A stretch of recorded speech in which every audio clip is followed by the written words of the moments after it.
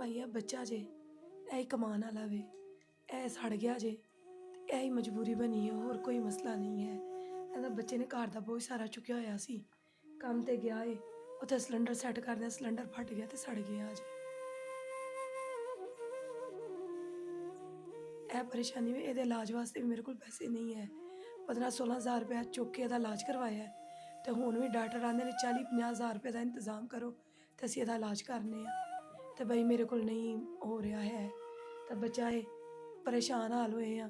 ਇਹ ਮਜਬੂਰੀ ਬਣੀ ਹੈ ਕਿ ਕੈਮਰੇ ਦੇ ਅੱਗੇ ਆਏ ਆ।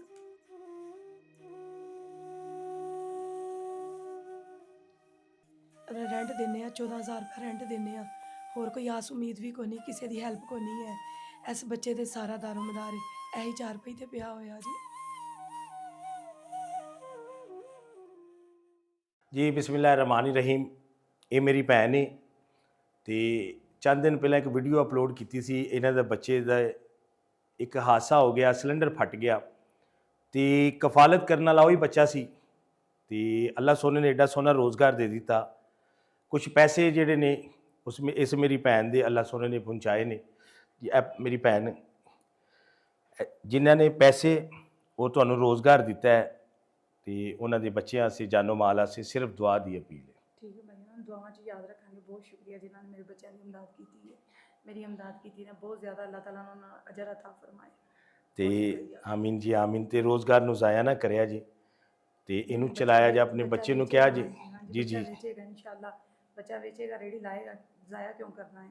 हाँ जी, बड़ी मेहनत का पैसा है बिल्कुल। तो इनू चलाया जी। तो ये नहीं कि असीं किसी को फंड चंदे नहीं मंगते।